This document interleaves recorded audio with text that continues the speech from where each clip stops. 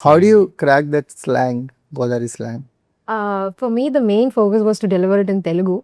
Hmm. So the team excused me. I didn't have to focus on the slang during the shoot, at least. During the So it was towards dubbing that I would have to focus on it, right? During the shoot, I was just focused on the language and the dialogue delivery, emotions, and all of it. But I didn't get to dub, unfortunately, because it's a risky move, right? Yes, exactly. So I respect the decision of Sir. Maybe for my next film, for sure, I'll dub. మీరు అన్నారా డబ్బింగ్లో చూసుకుందాంలే అని అలా sir.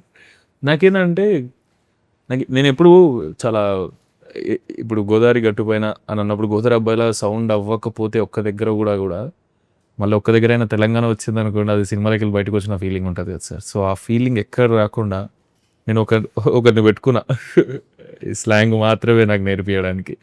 Plus నాకు చుట్టుపక్కల ఎవరెవరైతే గోదావరి వైబ్లో తెలిసిన వాళ్ళు ఉన్నారో వాళ్ళందరితో మాట్లాడడం, కాన్స్టెంట్గా నేను వాళ్ళని అడుగుతూ ఉంటుండే, ఇది కరెక్టేనా ఇట్లా సౌండ్ అవ్వచ్చా, ఇట్లా అవ్వచ్చా, అట్లా అవ్వచ్చా.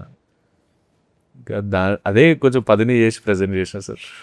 అది బాగా వర్కౌట్ అయింది Thank you, sir. అనిపిస్తుంది. ఎందుకంటే ఒక ఆర్టిస్ట్కి స్లాంగ్ అనేది ఎప్పుడు బ్యారియర్ కాదు. ఇప్పుడు మన తెలుగు స్టేట్స్లోనే 4-5 స్లాంగ్స్ దొరుకుతాయి. శ్రీకాకుళం స్లాంగ్ అని, రాయలసీమ స్లాంగ్ ఒకలా ఉంటుంది. మనకి అరవింద్ సమేత చూస్తే ఎన్టీఆర్ గారి డిక్షన్ నెక్స్ట్ లెవెల్లో ఉంటుంది. అసలు అంటే రాయలసీమని అంతకంటే అథెంటిక్గా ఎవరు మాట్లాడట్లేరు అన్నంతగా ఆయన మౌల్డ్ అయ్యారు. మేబీ మీ సీనియర్స్ ఇన్స్పిరేషన్ ఉండే ఉంటుంది. Definitely sir. ఇప్పుడు చాలా మంది లెజెండరీ యాక్టర్స్ అందరూ అన్నీ ఇలాంటివి చేస్తేనే కదా సార్ స్టార్టింగ్లో ఆ రేంజ్కి వెళ్ళారు.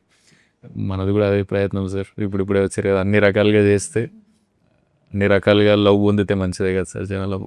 దానికోసం Translator on set. Okay, He used to be with them all the time. ఏమిటి సుభాష్ని గోదావరి స్లాంగ్ అనగానే నా దగ్గరికి ఎందుకు వచ్చారన్నా ఫస్ట్ అడిగినా Why me అన్న? నాకు డౌట్ లేదు సుమన్, నువ్వు చేసేస్తావు అనిపిస్తుంది అన్నారు. దాని నాకు కూడా చేయాలని ఉంది, స్క్రిప్ట్ నచ్చింది, నువ్వు నచ్చావు, ఇట్లాంటి సినిమా చేస్తే బాగుంటుంది, ప్యూర్ పల్లెటూరు తెలంగాణ కథ తర్వాత ప్యూర్ గోదావరి సినిమా చేస్తే నాకు కూడా పర్సనల్గా బాగుంటుంది అని అనిపించింది. సో అది వచ్చేదాకా ప్రాక్టీస్ చేద్దాం ఏముంది అని అనుకున్నాం సార్. స్టార్టింగ్లో భయం అయినా తర్వాత ప్రాక్టీస్ చేస్తుంటే కాన్ఫిడెన్స్ పెరిగింది. Even if we don't have confidence, Sir will keep reassuring, like, you can do it. మాకు అర్థమైనంత వరకు సుభాష్లో ఉన్న ఒక బెస్ట్ క్వాలిటీ ఏంటంటే నొప్పి తెలియకుండా ఆపరేషన్ చేస్తారు కదా కొంతమంది డాక్టర్స్.